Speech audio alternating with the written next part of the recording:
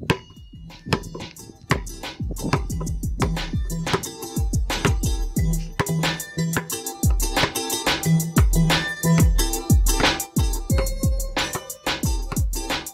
Whoo Peds podcast is brought to you by Head Start Basketball.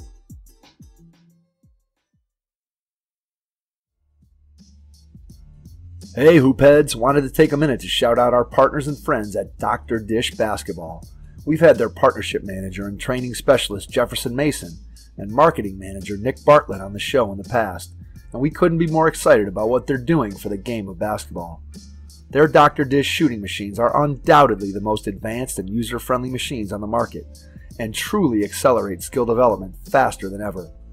Beyond efficient reps, Dr. Dish provides training expertise and versatility designed to develop complete players.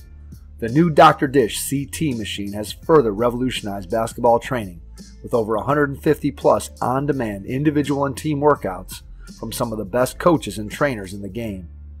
These workouts include video instruction and combine game-like shooting drills with ball handling, conditioning, and agility drills. Along with workouts, the Dr. Dish training management system also provides stat tracking and analytics to track progress and ensure accountability. These are just a few reasons why top programs like Duke, North Carolina, Louisville, Florida, Baylor, and countless others are upgrading to Dr. Dish. Learn more at drdishbasketball.com. Follow their incredible content at Dr. Dish B-Ball on Twitter, Instagram, Facebook, and YouTube. And make sure you mention the Whoo Peds podcast to get $300 off your next Dr. Dish purchase. That's a great deal, Whoo Peds. Get out and get your Dr. Dish shooting machine today. We talk about career development. We talk about how do you navigate the coaching profession. And we focus on putting people in a position to create genuine relationships through our events. Adam Gordon is the co-founder and CEO of Rising Coaches, a membership-based community for coaches that connects, develops, and facilitates career advancement for its members.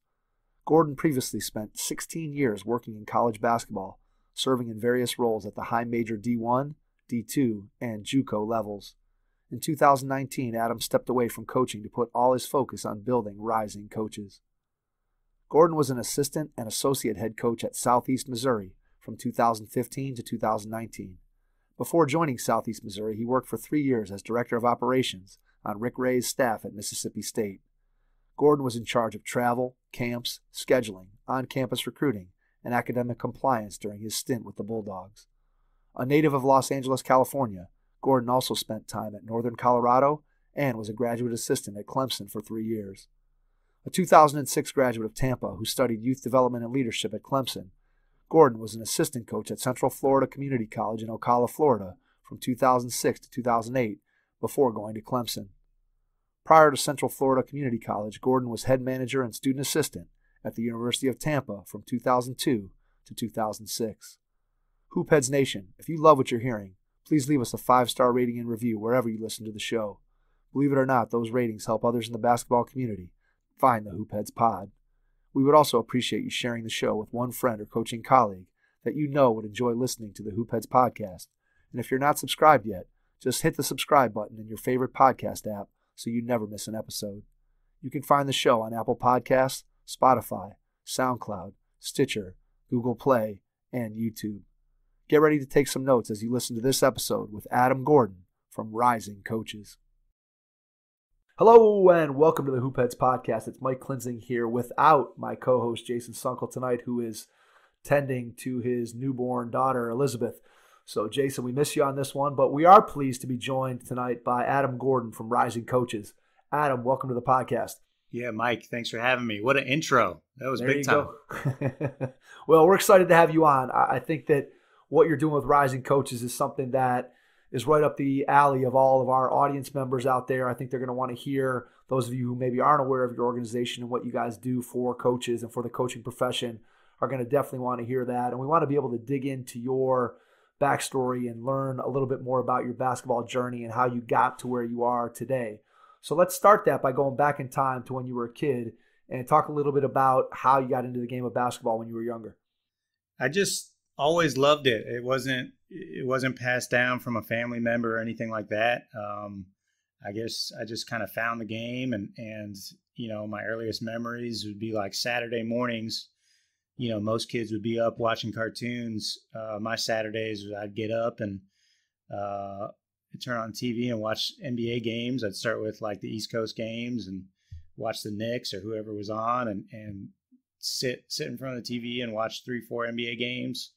Go outside in the driveway and shoot for several hours, and then come back in and do it again. So just always loved it. And I think by about the time I was probably about 14 or 15, I was pretty set that I knew that I wanted to coach. Obviously, I played, and so I wanted to play. But I knew that when I was done playing, I wanted to get into coaching, and I knew that was my passion and, the career that I wanted to pursue. All right, so two things there. One, as a player, what was it when you were young? What was it about the game of basketball that attracted you to it? Do you remember what part of it? Was it just the ability to go out and shoot on your driveway? Was it wanting to emulate the guys that you were watching on TV? What was it about the game that really drew you in and made basketball be the thing that you wanted to focus on? It was probably, I love football as well. And when I was younger, I kind of went back and forth, between what I wanted to do. Did I want to be a basketball coach, football coach?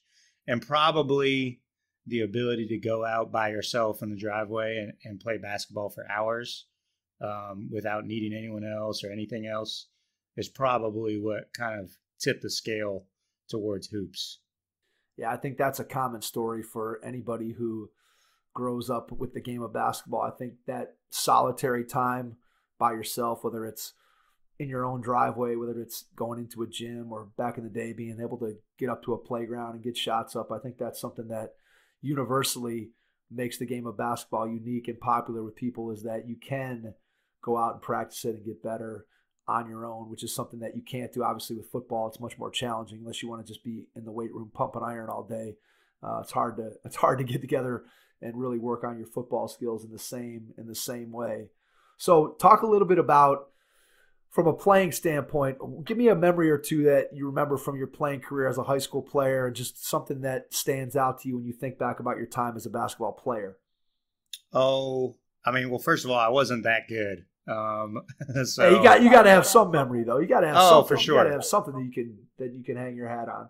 For sure. I mean, I just remember all the hours I spent in the gym. Especially like as I got into my teenage years and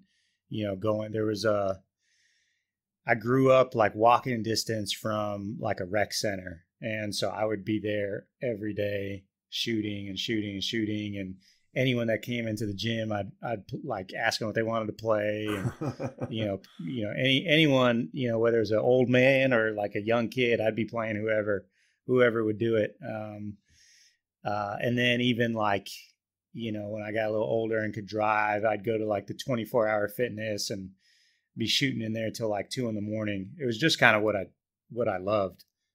So those are the memories that I think about. But yeah, I mean, like what you want, a specific like game memory or something? Yeah, or just something, maybe something something with a teammate, something in the locker room, a funny story, just something that sticks out to you when you think back about the time when you were playing and somebody says, "Hey, give me a story. Just give me something that kind of encapsulates what you remember about your playing days as a high school player." Yeah, for sure. So I went to a school called Viewpoint School, which is a private school in Southern California, just outside of Los Angeles. And they're actually really, really good now.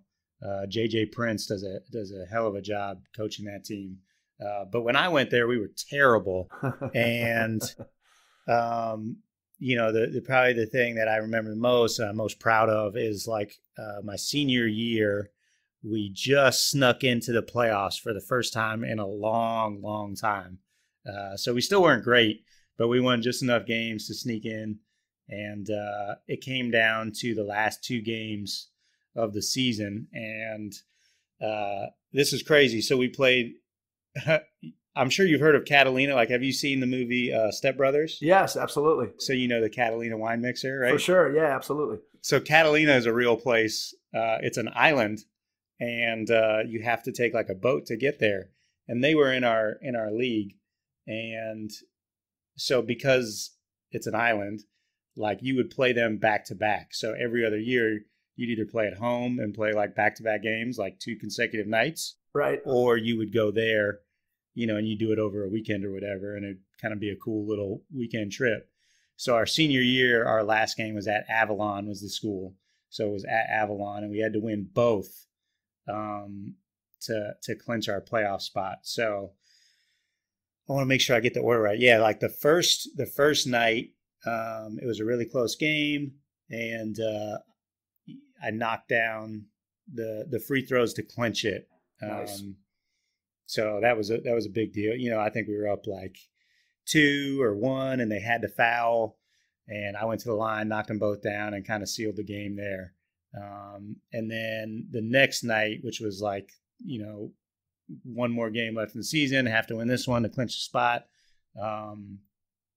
I got loose in the second half and knocked down a couple back-to-back threes, and it was like in the middle, like it was a close game again, and there was probably like, I don't know, 6 minutes to go, and we went on like a run to break it open to like a double-digit lead.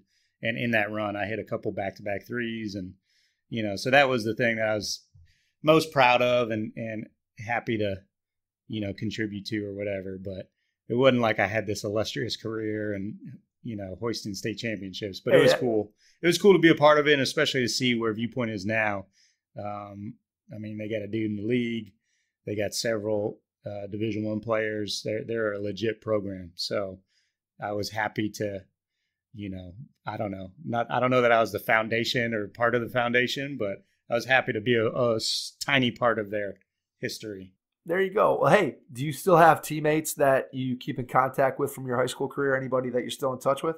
Yeah, for sure. I'm still close with a lot of guys that I went to high school with. So that's awesome. Every time I get back to Southern California, which is not as often as I'd like, we try to link up and hang out. Very cool. I think that's one of the best parts of when you think about the memories. And of course, you remember the games and big baskets and victories and that kind of thing. And I know, at least for me too, the losses tend to stick with me pretty well too. But I think that the most important thing is you remember that time in the locker room, you remember the time with your teammates. And I think that's something that, as a coach, it's important to remember how important those memories are to the players that you're coaching. Because I think those are some of the things that we always tend to remember as we get older. So let me ask you, you mentioned that by the time you were 15 or 16 that you had in your mind that you wanted to coach. How did you come to that realization that coaching was going to be something that was going to be part of your future at that young of an age? It's interesting because we usually, I don't know if you found this in the coaches that you talk to and the coaches that you've been able to interact with over time, but I find that most coaches come in one of two camps. Either there's somebody who, from a surprisingly young age, have an idea that they want to coach, or there's somebody who is a player and they're focused on playing, and then all of a sudden their playing career gets done, and then they look around and say, oh, maybe I'm going to coach now. And so I always find it interesting to hear both sides of the story. So give me the idea of why coaching was so attractive to you at that young of an age.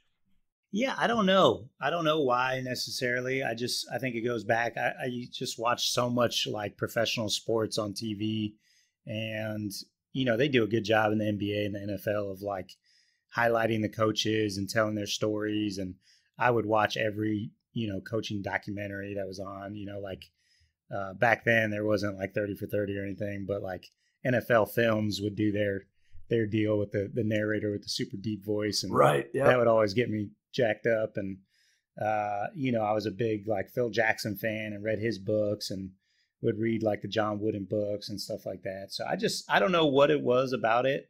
I just know that, it was pretty early on that I knew that that's the direction I wanted to go. All right. So you get done with high school. How does a California kid end up at the University of Tampa?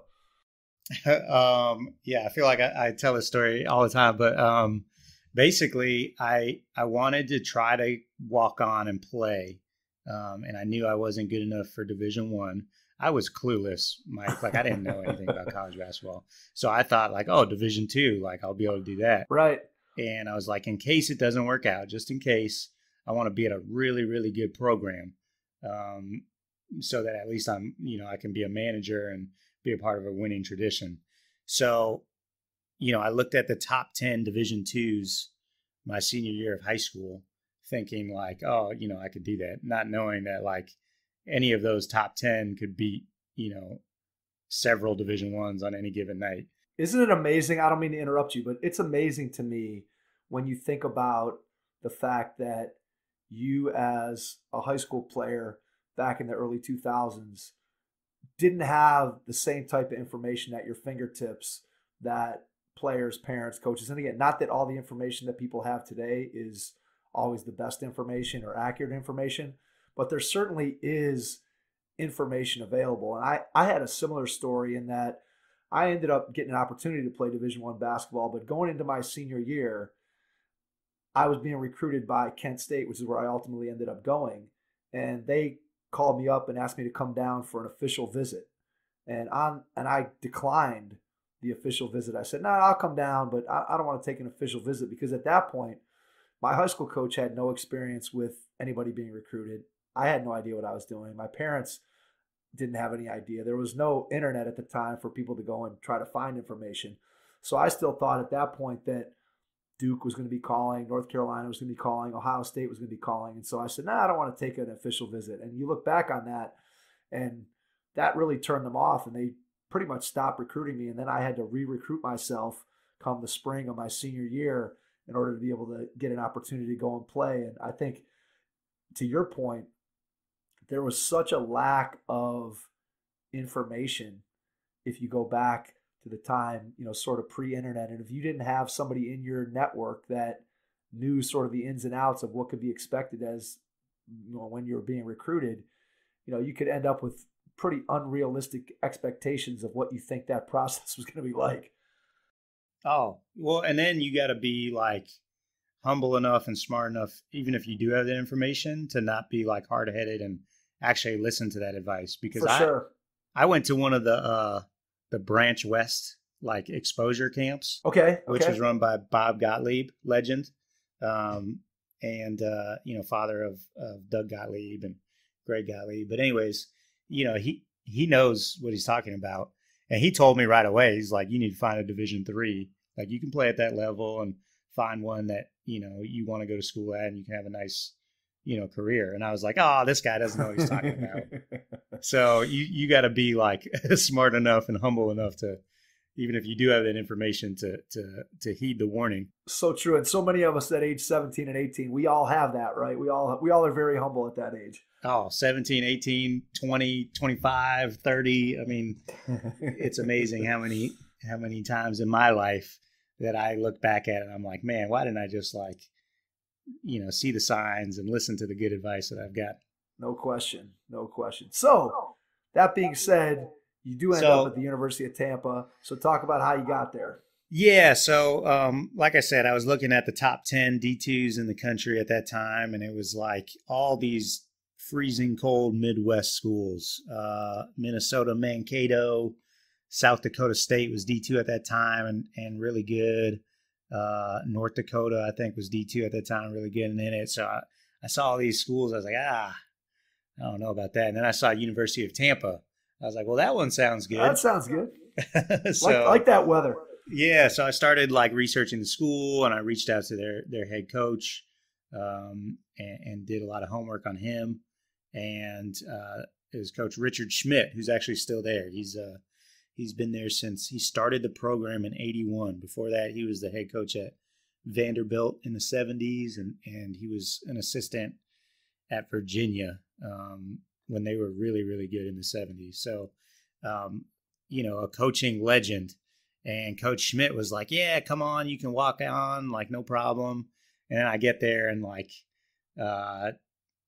2 months in, he's like, no, you can't play for us. I was like, what the, I came here for this reason. Right. He's like, well, you could be a manager. So I jumped at that opportunity, and it was the best thing I've ever done. I got so much experience, and, the opportunity to get hands-on experience at that Division II level where you don't have a big staff and you don't have a ton of resources. I got to wear so many hats and just really jump into the deep end and start, working at what I ultimately was passionate about and wanted to do, which was coaching. For sure. All right. So here's a question that I love to ask coaches who go from one day you're a player and then the next season, or in your case, the next minute, you go from being on one side of the coaching equation to the other side of the coaching equation. So when you became a manager, you kind of got behind the scenes, so to speak. What were one or two things, if you can remember back to that time, what were one or two things that stuck out to you that were surprising, that maybe you didn't realize coaches did, or maybe you didn't realize they did as much of it? What was something that you weren't expecting that you ended up doing as a coach that you would have never thought of as a player? Oh, good question. I don't know. I don't know that I have a good answer for that. We kind of had a different situation. It wasn't like a great look into like the coaching lifestyle like it was at all my other stops. And I say that because Coach Schmidt, we would practice at like 3:00 every day. And Coach Schmidt is a great, great coach. And I don't say this to like, he's got his thing, his process, and it works. But he, if we have 3:00 practice, he's showing up at 2:00, and he's out the door at 5:30. So he's not there. And then at the time they had enough money for one full-time assistant. And at the time, Coach Schmidt decided to split that salary into 2 part-times. So our assistant coaches didn't show up. They both taught. One of them taught, one of them worked at a health club. Okay. So neither one of them showed up till the afternoon. And so I was the only one around, like in the mornings. You're answering phones. You're doing all the work, right? I was, which was funny. awesome. Like I loved it for somebody, so eager to get into it. It was amazing. And, to really be the only one around, which sounds nuts saying it even now. It's crazy. You're manning the whole entire basketball office by yourself. That's very interesting. And I'm sure, as you said, a very cool spot to be in, both from a standpoint of the things that you were able to learn that you had to do, I'm sure, being in that situation. And then just kind of being, hey, I'm the guy here right now. I'm kind of in charge as I'm walking around. I'm the only coach on campus right now. Yeah, well, I certainly wasn't in charge. Right, but I acted like it. Right, exactly, absolutely. But I guess going back to your question, the thing that the thing that was surprising the most was like how naive I was and how much I didn't know about the game, and how much I learned just being around Coach Schmidt and his staff, Lisa Beamer and Mark Olson, and just being around practice my knowledge of the game. It was like going through a crash course of basketball.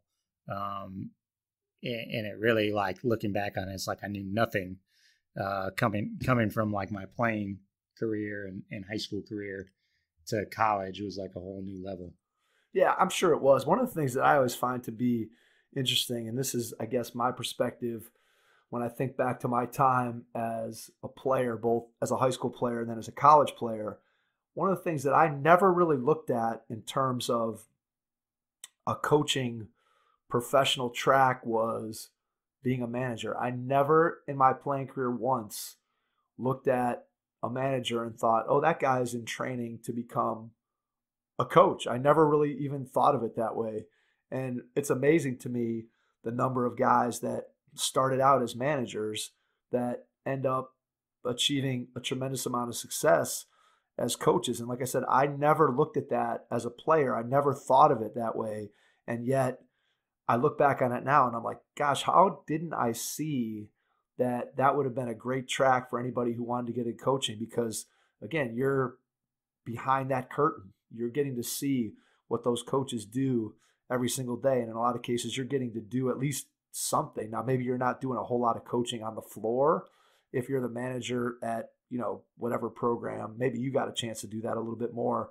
But I think most managers don't necessarily get to coach on the floor. But as far as seeing and being able to observe and be a part of meetings and just seeing what goes on, I think it's got to be a tremendous training ground for young coaches.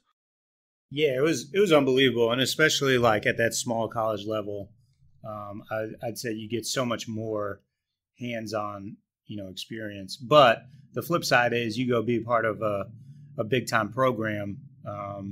Like I think back, and I'm sure we'll get to it later, but I think back to my time at Clemson and our managers there, so many of them have gone on to have successful coaching careers.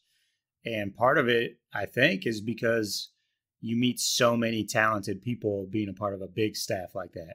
Maybe you don't get the hands-on experience, but you know, there's two parts of coaching, right? You got to be good at your craft. And then the other part is like, you have to have a network, and you got to know a bunch of people who are going to help you in terms of relationships and whatnot. And so maybe you don't get as much of like working on your craft at a big program, but you certainly get a jump start on the networking piece. Yeah, no question about that. And I think no matter what level you're at, whether it's, you know, at a Clemson or a Division I school, or you're at a smaller school, I think that this is one of the things that comes across loud and clear in our podcast with all the different people that we've been able to talk to at all different levels of the game, is you have great coaches coaching middle school basketball, and you have great coaches coaching Division I basketball. And I think no matter where you are, if you're starting out your career, you can learn from anybody whose staff you are a part of. And I think that's something that is really important for young coaches out there to remember, is that make sure wherever you are that you're doing the best job that you possibly can, and that you're paying attention to what the people who are part of your staff are doing, so that you can learn from them. And sometimes you're going to learn the things that you want to do. And I'm sure you can attest to this, that there were things that you observed over the course of your coaching career that you're like, yeah, I'm going to make sure that I never do that, because that doesn't work, or that doesn't work for me or my philosophy. Yeah, for sure. And you know, I can only speak to my experience, but I'm so fortunate that I got to work for, you know, so many different coaches along the way, and work in so many different programs, and see different ways of doing things. Again, you know, there's no right or wrong way to do it, but, you know, I'm sure there's advantages to being in one place for a long time and, you know, really becoming ingrained in that system. But I loved the way it went down for me, and all the different coaches and styles of play that I was able to be a part of. So after you get done and you graduate from the University of Tampa, what is the plan from there? I know you ended up at the College of Central Florida, but what was the plan when you graduated? Tell me about the process for going out and finding that first job. Oh yeah, this is going to be like your story of not taking the visit to Kent State. All right. My plan was to go be the GA at Duke, and if I couldn't get that job, I was going to go be the GA at University of Florida. All right, well, that's a good plan. Yeah, it was a great plan. I like the plan. Yeah, no question. So what happened was I went to the Final Four with Mark Olson, who was an assistant at Tampa at the time, and you know, we were walking down the street, and Mark was great and treated me great, and was trying to help me find a job and a foot in the door. We were walking down the street in Atlanta, I believe, or maybe Indianapolis, I can't remember, and ran into Tim Ryan, the coach at College of Central Florida. And Mark and Tim knew each other, and they stopped and talked for a little bit, like you do there at the Final Four. And, you know, Mark was like, hey, this is Adam. He's our manager. He's looking for a job. He's great. If you know of anything, let me know. And Tim was like, actually, I need an assistant. You know, if you really like him, let's talk. And, you know, blah, blah, blah. When we get back from the Final Four, we'll get you onto campus and let you check it out and come interview for the job.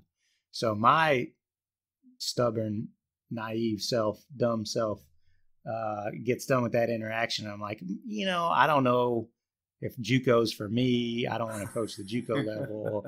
I think I can get better than this.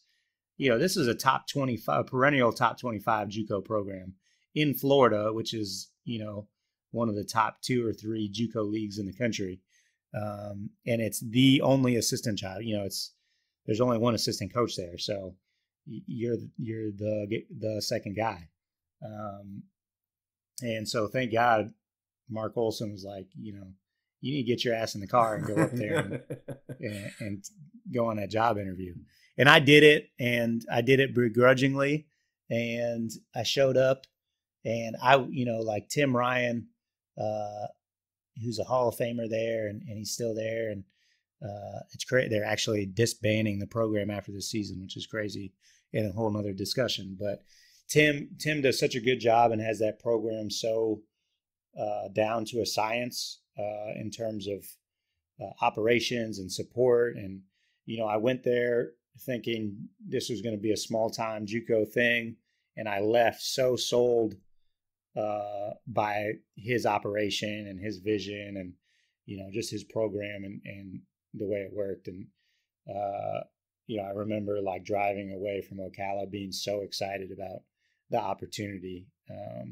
And so I took the job that day. And as soon as I graduated, I think it was like, 3 or 4 days later, I packed up my car and moved out there. That's very cool. So what were one or two things from that time that you learned that you still carry with you today in terms of a coaching philosophy or things that you learned there that you still believe in, that you still think are important? Man, there's so many things that I learned and that I use to this day from Coach Ryan. I'll just give you two Sure. that I like in terms of coaching. Number one, recruiting wise, Tim has an interesting background. Like Tim didn't get into coaching until later in life. And so he, I believe, sold either insurance or mortgages, or he was in like some sort of sales role. Gotcha. And his approach to recruiting was very similar to how he approached sales back in the day, which is like it's a numbers game. And his big thing was like, the best thing you can tell me is like, yes, I want to come. And the second best thing you can tell me is no. And so like he was so, that first, I remember like our offices were connected, so I could like hear every phone conversation that he would have with recruits. And like his first conversation with every recruit was always painting a picture of like how hard it was. And, hey, this is not for everybody. And these are all of our expectations. And it's really probably not for you. And I'd be sitting there like, Coach, I've been spending months like trying to get this kid on the hook, and you're trying to talk him out of it. But he just did such a good job of, being crystal clear with the expectations. And so that there was no confusion and you knew exactly what you were walking into. And he had a lot of structure now, and he didn't try to hide any of it, the curfew, the mandatory breakfast, all of those things. And the other part of it, which is crazy, is like kids would get off the phone and it'd be like, as soon as you tell them this is probably not for you, they want to do it. Right. Which is nuts, but that's just how it works most of the time. So that's a big thing that I took with me into like, my recruiting philosophy is trying to get to that stuff right away, and then trying not to get caught up in that like, in between area and string it out. We want to get to the good stuff as soon as possible. Get to the truth right away. Yeah, no question. And see if it's a fit, and if it's a fit, great. And if not, great. We'll move on. And wish you the best of luck. It was never personal. It was never emotional. I've been around so many coaches who, and it's hard not to because you put so much time in, and I've been guilty of this, but so many of us get emotional when a recruit doesn't go our way. And it was never like that with him. It was just, like, okay, no problem. Best of luck. We're on to the next one. Gotcha. So I love that. I love that approach. I guess the other thing, since you asked for two, is I love this, and maybe you can only do this at the Juco level where you're basically starting over with a roster every year. And I don't know if he still does it or not, but like when I was there, every first practice, no matter what, the first practice of every season, whoever showed up last, he would kick out of the gym instantly. So, if practice starts at 3:00 and someone shows up at 2:45, he'd be out there, he'd meet him at the door. What do you do? What do you think this is? High school? Like, you can't just show up 15 minutes before practice. Get the heck out of here. Go home. Try again tomorrow. And it would just set the tone. And it was, it's the first practice. Who cares if someone misses one practice at the beginning of the year? Right. Now, I'm sure that kid's devastated. But it just, again, it sets the tone for everybody and lets them all know, like, this is serious business. And so I love that approach.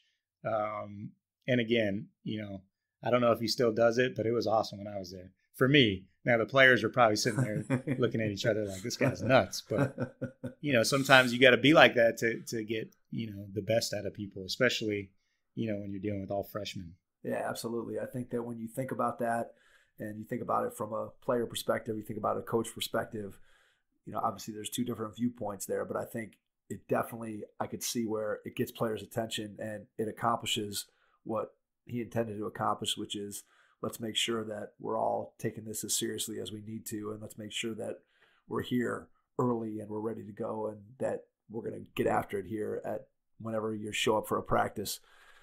So that's good stuff. Head Start Basketball, along with members of the J. Billis Skills Camp staff, will be hosting the very first Prime Skills Camp, an affiliate of the J. Billis Skills Camp that is held annually in Charlotte, North Carolina. Prime Skills Camp will take place on the campus of Western Reserve Academy, just outside of Cleveland, Ohio, June 26th through the 28th, and will be designed for boys rising to grades 6 through 9. Prime Skills Camp will mirror the J. Billis Skills Camp in daily programming, teaching, coach-to-camper ratio, and quality of instruction. Prime Skills Camp brings all of the team-oriented individual instruction, focus on the fundamentals, and high-level coaching to young men aspiring to a high school varsity basketball experience. This camp is operated by Billis Camp veterans and includes the J. Billis Coaches Development Program alongside the camp, ensuring that the quality of teaching and coaching at this camp is second to none.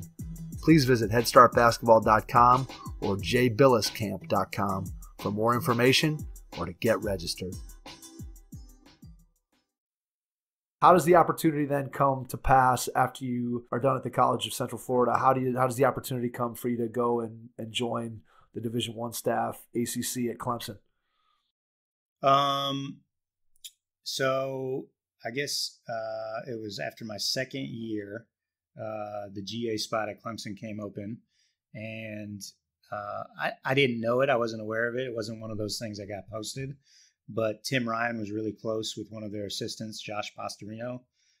They're both Clearwater, Florida guys, and knew each other from back in the day. And that's how I got it. Tim, it was 100% Tim Ryan hooking me up with Josh, who got me in the door, and then from there was able to, fortunately get the job. What was that interview process like? Do you remember? I absolutely remember. It was with Oliver Purnell. Oliver is one of a kind. I love him. And he is notorious for having like weird, quirky things on his interviews. So mine is a favorite of several of the former Clemson staffers. But I showed up. I was in a suit. I didn't see Coach Purnell at all. I was going around with Mike Morrell, who was the ops guy at the time. He's now the head coach at UNC Asheville. And so Mike is touring me around on the golf cart. It's like 100 degrees outside. I'm sweating my balls off in my suit and tie. And I finally get in to the office, and it's probably like mid-afternoon. And Coach Purnell's walking out of the office, and he's like, "Oh, nice suit. Why don't you like change out of that, put on some shorts, and come over to my house this evening, and we'll hang out there." I was like, "Okay, great." So Mike takes me over to Coach's house, and we go down to his like basement, which is like his man cave, and he's hanging out there, probably drinking a couple cocktails or beers or whatever with like one of his boys and like several of the other like staff members. And they're sitting in there watching. They got Sports Center on, just hanging out. And Coach Purnell's like, "Hey, Adam, why don't you come outside with me on the patio, and we'll talk a little bit there." And I was like, "All right." So we go outside, and everyone's still in the basement or whatever, and we're out there in his backyard on the patio next to his pool. And he pulls up like 2 lawn chairs, and he's like, "I'll be right back. Have a seat." And I was like, "Okay." So I sit down. I'm like, "All right." I'm kind of like getting myself mentally ready, because I'm like, all right, we're about to have like the interview. And Coach comes back like 5 minutes later in a bathing suit, and he like dives into the pool and starts swimming laps. And I'm sitting there like watching him swim, like the most awkward thing, ever. And he like he like swims up to like the edge of the pool, and he's like, "So Adam, why should I hire you?" And I don't remember what I said, but I gave him some answer. And that was it. He's like, "Okay, sounds good. Let's all get on my boat and cruise around." So we got on, that was literally it. That was the only like interview question. And that's amazing. We all got on his boat, we sailed to like a dockside restaurant somewhere else. We ate there. We got back on the boat. I'm pretty sure he got lost on the way back. And then we eventually got back at like 11. And that was the entire interview. And he's notorious for like whoever he brings on campus, he's going to put them in a weird situation where you're just kind of hanging out with them, and he's trying to get a feel for like what you're like in those settings. Right. So that was my deal. I got to watch him swim. Did you know that going in? I mean, did you have an idea that weird things were going on? Had you been warned, or was that completely catch you by surprise? Warning. Yeah, no warning at all. Thanks, wow. Josh. Yeah, that's got to be a little disconcerting when you're sitting there. You got to be going, "Oh man, what's going on here? Am I going to be getting this job?" And this all seems a little bit odd. Did you end up then seeing that? Did anybody else get hired after you on the staff while you were there as a coach? Did you see anything else that he did in another interview that was similar? I didn't see anything firsthand, but John Sanderson, who was our strength coach when I first got there, he's now in Michigan. He always talked about his interview story where he, they both were like boaters. They both had a boat. Okay. And so Oliver was like talking to him about boats, and they had to. He basically took them. He's like, I need to get a part to like tow my boat, and I don't know what to get. So he took him to like the store and made John pick out what he needed, and then they started towing his boat, and they had to go up like. They had to go down a steep hill and then right up a steep hill to get to his house, and they got stuck. So like Oliver got out, and John had to like get in the driver's seat and drive Oliver's car and boat, like towing his boat around. So that's a pretty epic one as well. So that's hilarious. At least I'm glad I wasn't the only one. That's good stuff. Everybody's got their quirks, right? No doubt. Everybody's got their quirks. All right. So talk to me a little bit about the difference between being a part of a Division I ACC program compared to a Division II or a Juco program. What were some things that jumped out at you right away that you said, hey, this is different here? And then maybe what were some of the things that were the same? Yeah, well, I felt super prepared, having been at the D2 level, which we talked about, and then at the Juco level where I was the only assistant, and it was like you're literally doing everything. I mean, Juco is the best way to get your career started, because you're gonna do every scout, you're gonna recruit every kid, you're gonna tape ankles, you're gonna be the strength coach. I mean, you got to do it all. So going to the ACC, I was expecting it to be this like crazy next jump, and really I felt prepared for anything that they threw at me. But the biggest difference is like you go from being a part of a staff of 2 to now you're on a staff of 8. Which was awesome. But that's, that was the biggest difference. Like, being able to work with other people and manage and juggle different personalities and different needs and whatnot. So that was the biggest, adjustment, was just being on a big staff like that. From a competitive standpoint, from a player standpoint, what did you find, if any, to be the differences between the levels? Obviously, you have, I'm going to say, better players, more talented players at the Division I level that you do at the other 2 levels. But in terms of your actual coaching on the floor and in terms of what players are looking for, I'm guessing there probably wasn't much difference in what the guys at Clemson were looking for compared to what the guys at your previous 2 stops have been looking for. They're looking for somebody who's going to help them get better and knows what they're talking about. And as long as you're doing those 2 things, I'm guessing you can have success no matter where you are. Yeah, I would say that's pretty accurate. Yeah, I mean, I think players just want to know that their staff cares about them and is willing to give their time to them to help them, achieve their goals. So I would say, probably pretty similar. But again, that big staff helps, make you feel, it helps make you feel more supported and more important. And obviously the resources and everything that you have at your fingertips at that level is a really, really nice, luxury and bonus. Do you have a game or a memory from your time there that stands out? Man, so many memories. Beating Duke by 27 was a big one. Beating North Carolina by 24 was a big one. Coming back from down 17 at half at Virginia Tech. Actually, a loss. We played Wake Forest. This is probably 2010, maybe. And we were maybe 15-0. And I think they were like 16-0. I think we were the two last undefeated teams in the country. And this is when they had Jeff Teague. They had, I think Ish Smith was a freshman. They had James Johnson. I'm forgetting one other stud that they had. Oh, Al Farouk Aminu was on that team. And it was an awesome, awesome atmosphere. I remember we ended up, like I said, we lost that game. It was a close game throughout. I think we had been down like 8 and maybe at the under 4 or under 8 media in the second half. We had just went on a run to tie it. And Trevor Booker, who was on our team, who had a long NBA career, he went up for a dunk. We pressed 40 minutes a game, and we got a steal. DeMontez Stitt, who actually passed away several years ago of a freak accident. But anyways, he got a steal at half court, threw it ahead to Trevor, who like jumped up and tomahawk dunked it, but he missed it, but he got fouled, but the ball went off the back of the rim and flew like all the way back beyond half court. It was like the best missed dunk I'd ever seen. And it took us into the media, and it gave us a chance to, I think, take the lead. I think we were down 1, and he was going to the line with 2 free throws. And I swear to God, the Little John Coliseum was shaking.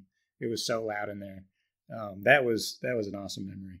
So a lot of great times, and obviously super fortunate to be a part of 3 straight NCAA tournaments, 2 with Coach Purnell and then 1 under Brad Brownell's staff. I think to be able to play in those kinds of environments, or to coach in those kind of environments where you have the crowds, I'm sure that was something that you really enjoyed when you get to play in those kinds of environments, whether it's your home environment where people are going crazy when you're winning, or conversely, when you're going into a hostile environment. To be honest, I always enjoyed going and playing in a hostile environment and coaching in a hostile environment and being able to quiet those crowds when you get an opportunity to do that. I always found that to be one of the most satisfying sounds in the game of basketball, is when you or your team are able to go on a run and quiet that big crowd. So I'm sure you got an opportunity to do that while you were there at Clemson, with all the ACC and everything that goes along with that Division I experience. After Clemson, your next 2 jobs are director of operations. So for maybe a high school coach or somebody who's not as familiar with the workings of a college staff, just give us an idea of what the responsibilities are of a director of operations. Yeah, so I was the ops guy at Northern Colorado, and I was the ops guy at Mississippi State. And those are 2 completely different job descriptions. Okay. Being a low major ops guy and a high major ops guy. At Northern Colorado, if you're the ops guy and the light bulb goes out in the locker room, you're going to go get a ladder. You're going to figure out where the light bulbs are. You're going to go up the ladder and you're going to change it. At Mississippi State, you got a big staff underneath you that you're managing, and you're in meetings with, this was the coolest part of the job, but you're in meetings, monthly with like senior counsel and the athletic director and the head coaches of all the revenue generating sports. And you're talking about like high level stuff, and you're there representing the basketball program. So it's completely different. But regardless, you're in charge of, in both situations, you're in charge of the team's day-to-day life. And you're also probably the liaison between like the basketball program and the university, and the basketball program and the community. So those are like huge, important tasks. There's a lot of busy work and menial tasks that go along with it. But I always say, like, being an ops guy probably is the closest thing to getting someone ready to actually running a program, because you're having to take a step outside of the X's and O's and all the issues that consume you on the court and basketball wise, and actually think about like, how do we run this program? How does our communication, work? What is that workflow like? What are the different communication channels? Who needs to know about things? Who doesn't? What is the best course of action on road trips and travel and scheduling? And should we practice at this time?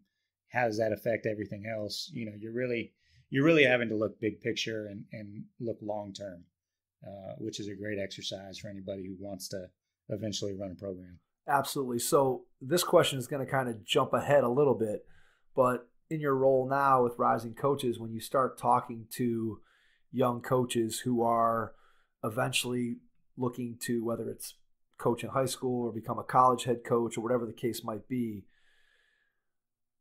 I would guess that most of them probably, if you asked them at the beginning of their career, would probably say they had a better handle on the game itself, the coaching on the floor, the X's and O's, than they do of the things that you just described, which is kind of the day-to-day mechanics of how to get to put together a program. So when you're talking to young coaches, you're trying to help them in their careers, I would guess that you spend a lot of time talking to them about the program building side, the operations side of it, as much as you do the X's and O's side. Yeah, I mean, it's super important. I mean, it is the other side of the job. You got to be able to coach, but you also have to be able to run a program. I know we just talked about him, but Oliver Purnell was the best at that. I mean, he was such a CEO of Clemson basketball, which was great, and that worked for him. And that's not the only way to do it. Brad Brownell, on the flip side, who came in right after him, is the ultimate X's and O's coach. And they, not to say like one wasn't good at the other and the other, like they both were the full package, but that's what their strengths were. Understood. And yeah, they're both equally important.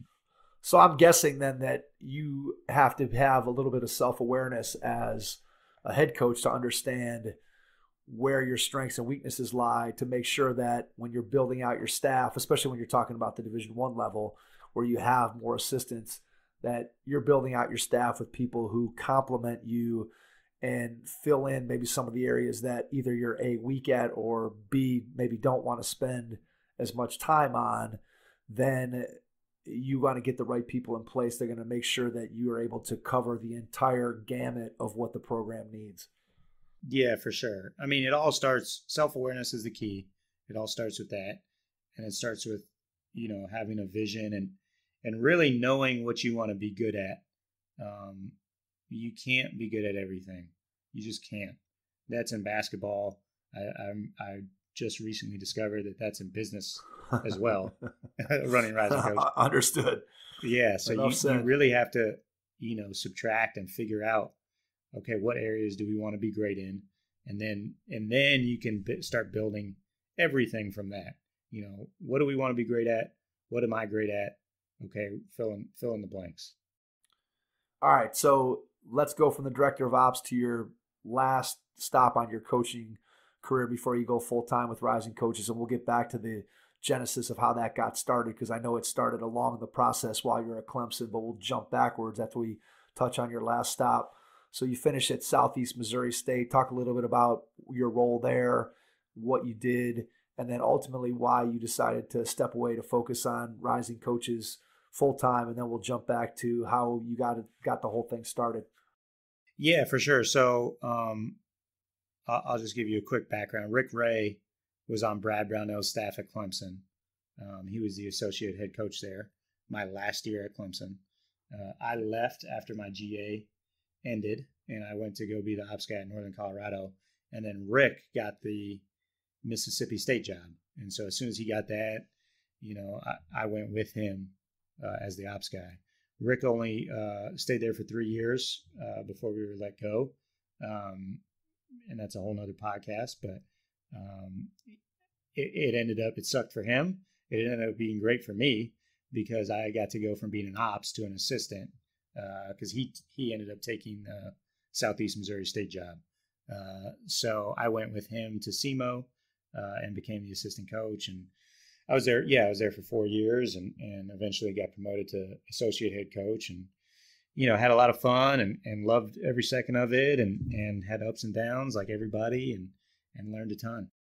So did you, when you started Rising Coaches, let's go back. Give us the story of how that started, and then I'll ask my follow-up question, which is, at what point did you start to say, this is the direction that I'm starting to feel my calling, and it may be time for me to step away from the day-to-day grind of coaching? So talk about how you got started, and then maybe answer the question of why you decided to take it full time, and then we can dive into all the things that you're doing there.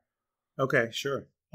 So yeah, when I was at Clemson, this is, probably I guess it was my second year there.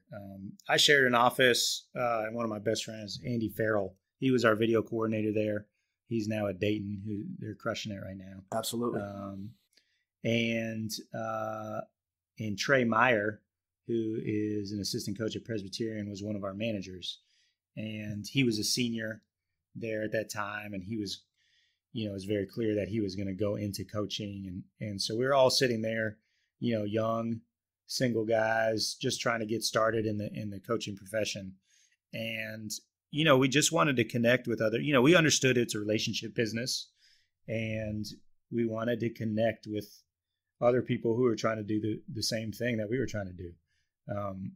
Andy and I were fortunate enough to go to the Exos user conference, which Exos was our video editing software at the time.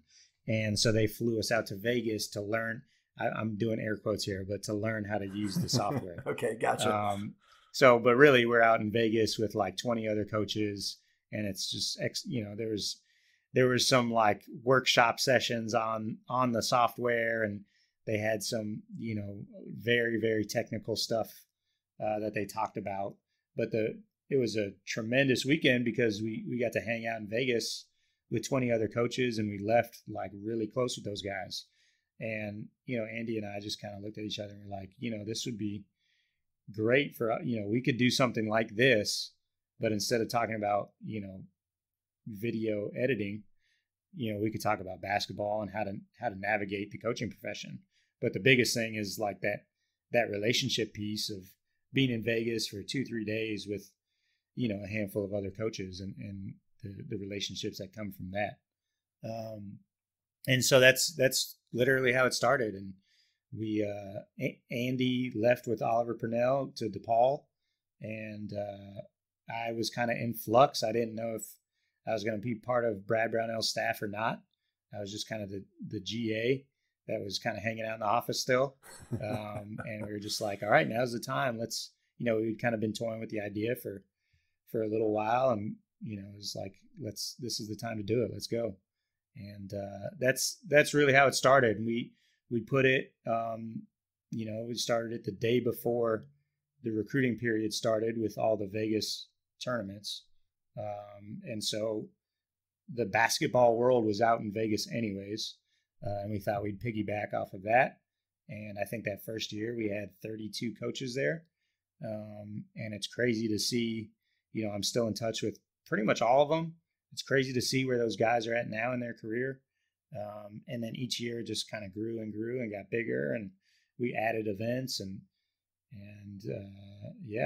that's kind of how it started. So that first year, what did that event look like? What did you guys do that first year as you were putting it together? Yeah, so we got coaches who were out there recruiting, and we asked them to come speak. Okay. And our initial thought process was like, okay, we don't need to get these big name coaches. We'll just get, like up and coming assistant coaches, because that's what we were all support staff guys, and that was the position that we wanted. So let's hear from a bunch of, like, surely we'll be able to get assistants. Right. But we were blown away. Like we actually were able to get like an unbelievable lineup, even that first year. I'm trying to think back. Brad Brownell spoke, Steve Lavin spoke, Buzz Williams spoke, Kevin O'Neill, who was the head coach at SC at the time, spoke. The list goes on. And over the years, we've been blown away by, like how giving the coaching community has been, and how many great Hall of Fame coaches have come and given up their time to come speak to our group. but yeah, that was it. It's the first night is you get there and there's like a little meet and greet at a bar, and obviously we're in Vegas at this time, and in a casino bar, and so there's a lot going on, and we just hang out and everyone gets to know each other, and then the next day is like basically 9 to 5. You're in the conference room listening to speakers, and we were able to raise some money through different sponsors to pay for everyone's meals and do that up really nice. And after that day ended, we took everyone out to a really nice dinner, and then we did the last day is like a morning session of like 9 to noon of speakers, and then we roll out. So that was the first event. So 2 things that struck me from what you said. Number one, I can attest to the same thing you talked about in terms of the willingness of people in the basketball community, coaches and otherwise, to share their time, to share their knowledge with other people. The podcast is like a living example of that. If you would have told me back when we started this thing in 2018 that we'd have been able to have the guest list that we've been able to have, I would have probably told you were crazy. But just the amount of people that have been willing to come on themselves, and then what I found, Adam, to be especially gratifying to me is that after someone comes on, then inevitably I'll get an email in the next week or two of saying, hey, you should talk to this person, or you should talk to this person, or let me connect you to this person. And that's really how I feel like the podcast has grown. And to your point, nowadays, with how easy it is to connect, whether that's through the internet or whether that's in person or whether it's on social media, whatever, I think that coaches are so willing to share what they do. There's really no secrets in coaching anymore. And I think that coaches are just super willing to share what they know to try to increase the overall quality of the profession. And so that comes across loud and clear from what you guys are doing. And I think I see the same thing with the podcast. And then the second part of it that I wanted to ask you about is, so when you got done with that first event, did you get some feedback from some of the people who were a part of it? And if you did, what was that feedback? What did people say they liked? What did people say they were looking for? Did anybody give you some suggestions of, hey, here's some things that maybe you might want to add, or hey, I'm looking for this? Just talk to me a little bit about kind of the aftermath of that first event. Yeah, I think everybody there knew that it was like truly a special event, especially that first one. We always end the conference with like an hour-long group discussion, and we open it up and for feedback and questions and comments and suggestions. And we didn't know that first year, like, okay, is this going to last 5 minutes? That thing lasted like 2 hours. And then even like, we sent an email to everybody, like an email, and it started an email chain that went on for like a year of everyone hitting like reply all and just going back and forth and back and forth. So I think everyone knew it was super valuable. I think everybody left with new, like really, really good friends in the business. I think everybody left fired up from the content from our speakers. And there was nothing, and there's still 10 years later, which blows my mind, there's nothing else like it. It's an underserved market. There's nothing else for, people trying to get started in the coaching industry. And so like, where else? Of course, there's other clinics, and there's other stuff like that, which are great. There's some really, really good X's in those clinics, but I think where we're a little different is, we don't necessarily focus on that. We talk about career development. We talk about how do you navigate the coaching profession, and we focus on putting people in a position to create genuine relationships through our events. Hey, Peds Nation, check out this new offering from Tyler Whitcomb Basketball Coaching Courses. The Steve Wojciechowski Marquette Playbook by Brian Applin is now available. Wojciechowski is in his 6th season as the head men's basketball coach at Marquette University. Visit coachtube.com/users/Tyler Whitcomb to check out this great resource. So at what point in the process of building this thing did you start to look at other ways that you could help coaches besides just the events? And then to go along with that, at what point did you start to realize that this thing could become, for lack of a better term, a viable business? Not necessarily a viable business that you would leave coaching to run yourself as a full-time job, but at what point did you start to realize that this could become something that would be more than one or two one-off events per year and could really be something that could impact coaches year-round as a full-time business? I think to answer your first question, I think we started adding to it piece by piece, and building onto it. We added right away. We added our Final Four event, which was the first event held on the Saturday of the Final Four to watch the games. It was kind of like the first watch party that wasn't like an invite only, like you had to know somebody to get the invite or whatever, or be a part of a certain coaching tree. And I think when we showed up, we showed up the same time, same place the next summer to host our conference. It went from like 32 people to 110 people. And so we knew that was moving in the right direction. We were excited about that. And every year it's kind of grown and grown. But probably the coolest thing was seeing, even after 1 year, seeing the movement of everybody that came to our first event, seeing how they moved up in the industry. And so we knew that like there was a certain camaraderie that we were a part of and building. And, everybody that came kind of took ownership in Rising Coaches, which is what we wanted. And so we just kind of knew that like as time, first of all, we got super talented people in the room, and good dudes and, people that we thought would do really well in coaching. And we just kind of knew that like as the years went on, these people are just going to continue to advance and advance. And as they advance and eventually become, head coaches themselves or general managers or whatever, like some of them are today, that, we would rise up through the profession with them. And that each year we'd be adding a new, class, so to speak, of new members or new attendees, that hopefully we would continue to be able to get them to buy in and take ownership and, have a certain loyalty to the brand. Because it truly is a community, built for and by everyone that's a part of it. The other thing that started happening as early as like the first year is we started fielding calls from different programs, saying like, hey, we need to hire someone. We heard that you guys have a ton of like really talented young coaches. Like, can you give us a recommendation? And so when we started fielding those calls, and now, that first year, I think it was one or two.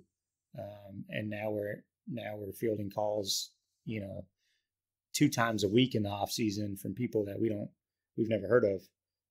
And now we're in a position where we can actually help some of those people that have been to the events and that we've gotten a chance to really know really well. That's when we kind of knew like, hey, this is pretty cool, pretty unique, and very, very much needed in the industry, because the coaching profession is nuts. It's hard. There's no like rhyme or reason to it. It's unlike any other industry out there in terms of like how to advance and like, hiring practices. And there's really no rule book, and there's really no one out there helping, unless you're like a high level coach who has an agent, which most of us don't, or if you're on like top 30 under 30 list, or you get invited to one of these exclusive, invite only, top connects or whatever. I was never one of those guys. Most of us, there's a lot more people that aren't on those lists than that are, but we all need help. And so that's kind of when we felt like, hey, we really have a niche here. This is really needed. And, we'd always look at each other and say, hey, if one of us ever got out of coaching and could do this full time, we could really blow it up into something special. But, we were all, really invested in our own coaching careers, and that was the focus. And so the time and resources we put into Rising Coaches was really, really limited. And I think, everyone did a great job keeping the brand alive and really growing the brand over the last 10 years, even though none of us, were getting paid or, really had time to do it. And there were years where, I completely said, hey, I can't do it. I'm in the middle of a job change and I got this going on in my life. And Andy Farrell said, I got it, no worries. And then there are other years where Chris Hollander stepped up and said, he loved it and he ran with it. Brandon Rosen, there were so many people. It was really done by committee, and which is just a testament to the community that, we were able to build. So for you, when does that thought process get you to the point where you say, I want to step away and take this Rising Coaches thing on full time and really see what we can do with it? How long were you thinking about that before you decided to make the jump? And then talk about what that felt like when you no longer had a coaching position, but you were now the CEO of Rising Coaches. So two kind of completely different things.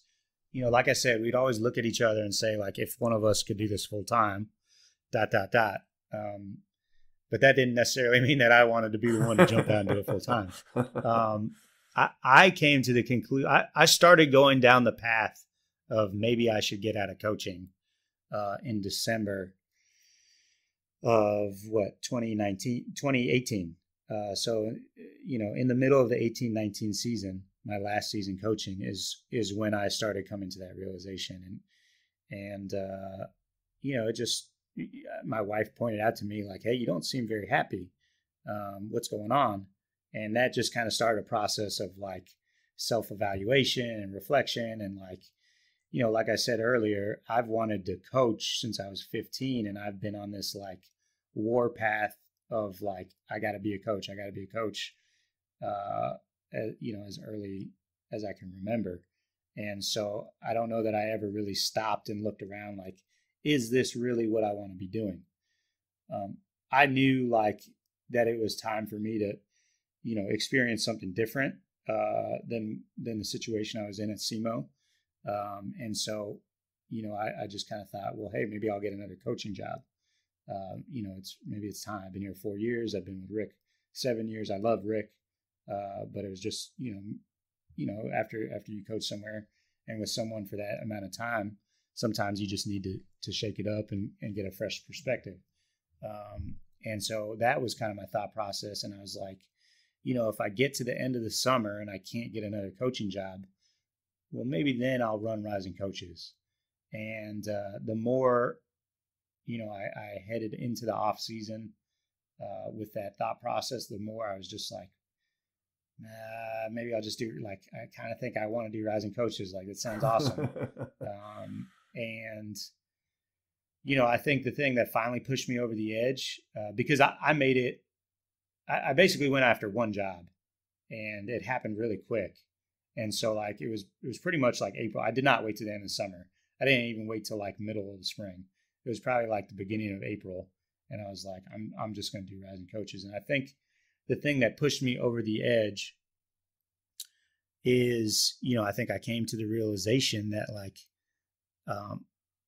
I love, and this was hard to admit or whatever to myself, but I love being around the players. I love it, but I don't really like live for that like relationship, that like mentorship relationship with the guys. And I freaking run these conferences and I sit there and I listen to the greats and they're all say the same thing essentially, is like, you have to be about the players. You have to love them. And I love the players and I did it, like I really do. And if you ask me what I miss about coaching, it's that relationship with the guys. But like the coming to my office and let's talk about life and like that just wasn't it for me. Like I loved to connect people. Like I loved going and that manifested itself like in recruiting, and it manifested itself in a lot of ways in the job. But like I would love to go identify players that would fit a need for the program and connect them with my boss, and then see that connection work and everyone be happy. Like that's what I really, really got joy out of. And I love hoops, and I loved, being in practice, but like when I kind of admitted to myself that one-on-one relationship with the players isn't what's like ultimately driving me, I was like, I probably shouldn't be doing this. And that's kind of when I was like, okay, I'm going to go all in on Rising Coaches, and I know it could be something special. So let's just give it a shot.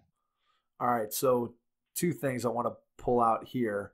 One is, first of all, give me an idea of now, once you made that jump, what it's been like for you day to day, maybe in comparison to what your day-to-day life was like when you were in coaching.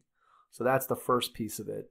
And then the second part of it, you mentioned a little bit earlier that you were starting to realize that no matter where you are, that there are challenges. And you said that you were seeing that there were challenges in business, and that everybody has strengths, everybody has things that they're good at. So talk a little bit about what some of the challenges have been, and maybe just how it's different day to day from when you were coaching. Yeah, for sure. So when I first stepped away from coaching and started running Rising Coaches, it was like instant elation and like relief. It was really kind of weird. It was like a honeymoon period. And it went away like that. It for real. Like somebody told me, I forget who it was, but I was talking to somebody about it, and they're like, yeah, that's going to go away. They knew exactly what I was talking about. And it does, like 3 or 4 months later, that's gone. But the first 3 or 4 months, it was like, and as soon as I made that decision and, walked away from it, I was like, yes, this is awesome. This is 100% the right thing to do. I'm so happy. And that was great. And that gave me like confidence that I made the right decision. And then, then you got to like figure out how to run a business. And that's hard. I don't know that that's less stressful than coaching. It's funny. A lot of the like advice that I've heard about like how to run your program is the exact same stuff about like how to run a business. So in some ways that was super helpful, and I was kind of sitting on a mountain of like great advice of how to do it, but you still have to figure it out for yourself. So after the honeymoon period ended, and now I'm starting to have to figure out like, like how do I pay bills? But not even that, just like how do I do this? How do I run a business? I'm sitting here in a home office with a laptop by myself. All my partners are in the middle of their season. Like, what do I do to turn this into, from like a great event that people love and we got a strong brand and everyone feels great about us, into like a profitable year-round business where we're providing value on a day-to-day basis. And, of course, over the last 10 years, we've had so many different ideas of things we can do. And that was the hardest thing, is like, I wanted to do it all. Right. And I wanted to do it all right away. And so just the exercise of, figuring out what do I prioritize? What do I spend my time on? I mean, it got dark for a while. Like after that honeymoon period ended, there was about 3-4 months there where felt like I was spinning my wheels, and a lot of self-doubt creeps in. Like, can I do this? I don't know how to do this. I wish I had a boss telling me what to do today, because like I'm wearing 10 different hats and I don't know which hat to wear today. And I feel like I'm doing all these different jobs and none of them really well, instead of being able to focus on one thing and be great at it. And so then, I finally was able to kind of snap out of that period and, really start concentrating on a couple of things, like I mentioned earlier, that we wanted to tackle and that we want to be good at and that we want to hang our hat on. And that's our members and our membership, which we created. And that's our, the thing that helped me was focus on our membership, focus on our events, Once you get a handle on that, launch a search firm. And that's kind of the order of things that we've done. And that's really helped me. But you really have to be disciplined in subtracting and eliminating all the things that you want to do so that you can focus on a couple things and do it well. Yeah, I think that's a huge, huge challenge for anybody in any walk of life, but particularly if you're running your own business. And I've always been in my career, I teach in the public schools during the day, but I've always had a side basketball business. And then when I added the podcast, what I always find to be a challenge, and this is something that I think I still struggle with after all the years that I've been doing this, is I find myself working in the business instead of working on the business. And I probably need to take more time to just stop and think and plan and try to figure things out long term, as opposed to, okay, I got to get this episode edited, or I've got to hire these coaches for this camp. I probably need to spend more time on that long-term planning. So I can completely relate to what you were going through in terms of trying to figure out how to prioritize your time. So that being said, why don't you go ahead and share for coaches who are out there who maybe have heard of Rising Coaches, or maybe coaches out there who haven't heard of it, talk a little bit about some of the services, some of the things that you provide. What are the core things that if somebody becomes a member or somebody's thinking about joining Rising Coaches, what is it that you can do for them? What are the services that you provide people? Yeah, I appreciate you asking. There's a lot of value adds to the membership. It's $120 a year.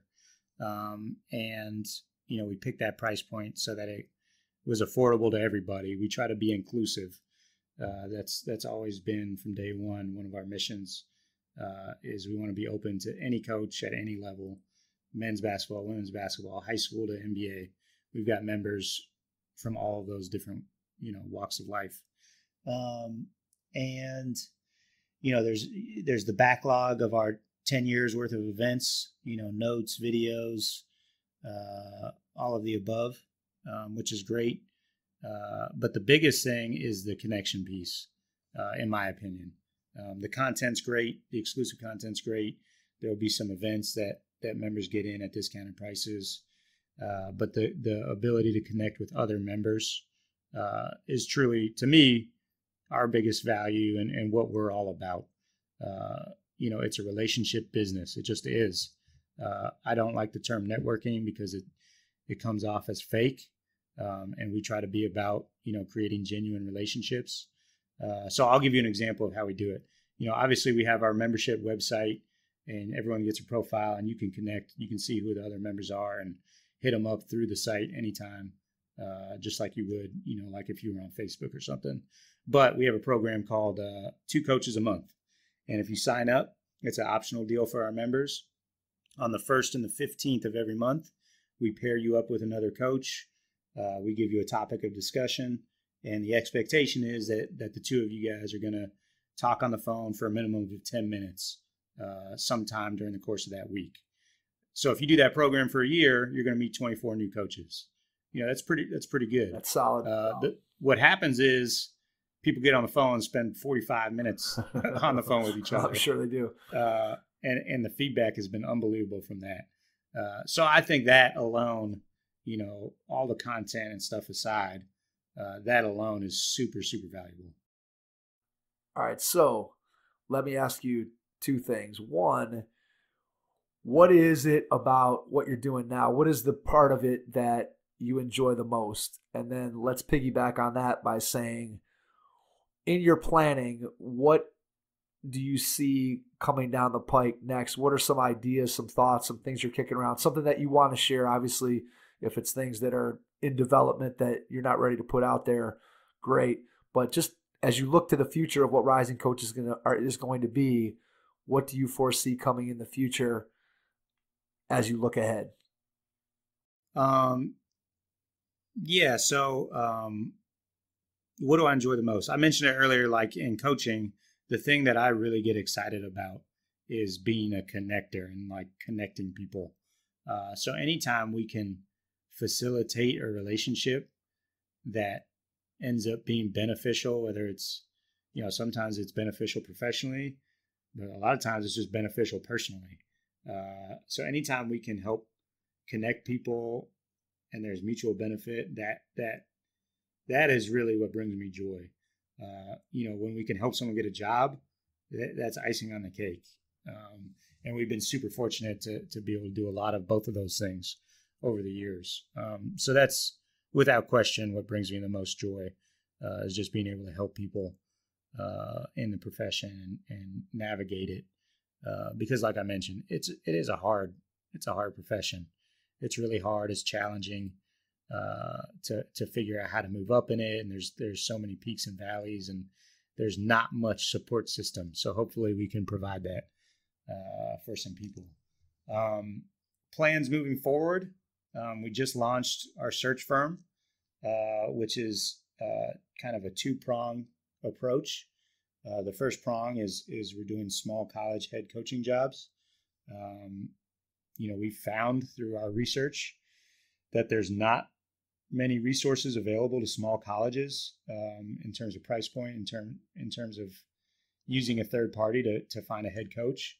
And I've been amazed that like a lot of small colleges hire their coach based off of who applies for the job online, which is mind-boggling to me. Like, that's crazy. But two things to take away from that.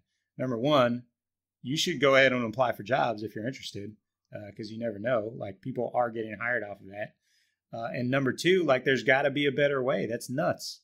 And the crazy thing is, like, these ADs, a lot of them that I've talked to are valuing their jobs based off of the people that apply. So, I've had ADs tell me like, oh, our job's just not very good. We can't attract quality candidates. And it's like, no, that's not the case. Like, I know a lot of great coaches who would jump at the opportunity. It's just that nobody sits on their computer and just blindly applies for jobs. Like, nobody knows. That's not how it's supposed to work. For sure. So that's the one prong is small college head coaching searches. The other part is, what we've been doing the last 10 years unofficially is helping people fill their staffs. And so that will be marketed towards head coaches. And so if you need, we're still, if you want to post your job, if you get a job open and you want to post it on our job board and you want us to put a tweet out there saying like, hey, this school's looking for this, hey, we're happy to do that for free. But in terms of like, hey, we want to find an ops guy, we have this much money, this is what we're looking for, help us find that. We can do that. That's $250 for support staff, $500 for Division I assistants. $250 is small college assistants as well. So for a small price, you can enlist our services to help you, first figure out what it is that you're looking for and then go out and help you find it. Now, the interesting thing with that, and I don't know if I'm telling you more than you want to know or not. No, absolutely. I want to know it all because I think that people who are out there listening are going to want to know. So yeah, please share. Well, the interesting thing is like athletics is a little flipped, where the supply and demand is a little skewed. So there's way less jobs than there are people looking for it. So I know a lot of people are like, why would I pay to find a coach when I could literally, post something on whatever and get 200 applicants? Well, that's true, but there's a reason why every other industry in the world invests in hiring and uses, a recruiting service. It's so that you can find that right fit. And I would make the case that like, if you've got a small staff of 6 or 8 or 10 people, if you're bringing one person into that person's pretty important. The phrase that we have on our website and kind of our selling point is like, your culture is only as strong as your weakest link. So yeah, you can just, kind of do it the old fashioned way and put a post online and see who applies and pick and choose out of that. Or you can hire us, who has a unbelievable pulse on, who's out there in the talent pool and, who would be a great fit. And we'll help make sure that we find you that and find you a pool of, 5 people that would be really good and let you pick from there. So that's the search firm, and we're super excited about that. The other thing that we're going to do is we're going to open up our member site. We're going to have a free membership that we launch right around the Final Four, so that like ability to have a profile page and connect with other coaches and essentially just have like an online database of coaches out there. That's going to be free. Now, the 2 Coaches a Month program, where we're linking you up with other coaches, the exclusive content, a lot of the member benefits, those are still going to be for the premium members only. But we are going to open up that, that community site to everybody.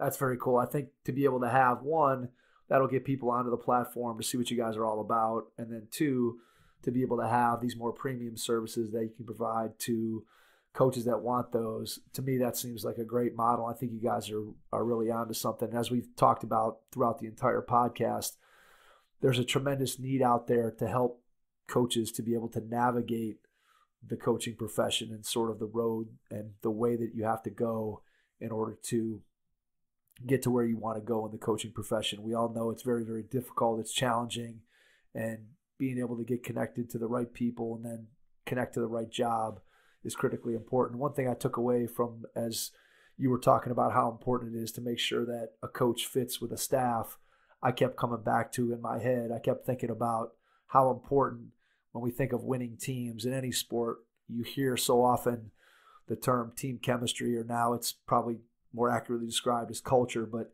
you think about the fact that when everybody fits together and people get along and it's a staff that has a lot of camaraderie, I'm sure, and I'm sure you can attest to this, that those staffs tend to be happier, and I'm sure that a happier staff, in terms of those interpersonal relationships, that ends up rubbing off on the success that the team has, both on the scoreboard in terms of the relationships that everybody associated with the program has. And so to me, these services are just tremendously valuable that you're putting out there, Adam, with Rising Coaches. And I'd like to give you a chance here. We're coming up on an hour and a half. I want to give you an opportunity to share all the ways that people can find out more about what you're doing. Please tell them a little bit about your podcast, your social media, your website. Give them all the contact information, how they can reach out to you. And then if there's anything that we didn't touch on that you want to share before we get out, please go ahead and do that. And then I'll jump back in and wrap up the episode. Yeah, I appreciate it, Mike. And again, thank you so much for the opportunity. I really enjoyed hanging out with you over the phone here tonight and getting a chance to talk hoops. It's always fun for me to relive my glory days. Absolutely. It's been a pleasure. I appreciate that. Absolutely. But yeah, the website is risingcoaches.com. You can find everything on there. If you're interested in the membership, if you're just interested in checking out our content, we have a free blog on there as well. You can also find out about our upcoming events, which we are about to update that page for all of our 2020 events here in probably the next 7 to 10 days. So excited about that. Social media, we're at Rising Coaches on pretty much everything: Twitter, Instagram, Facebook, LinkedIn, you name it. We're on there. So you can find us there. And then, yeah, you mentioned also, and I appreciate it again, our podcast, the Rising Coaches podcast, which has been a lot of fun. And we've been fortunate to get a lot of people come on and tell their story and talk about, how they've navigated the profession, how they've gotten to where they're at, and the lessons they've learned along the way. So it's been a lot of fun.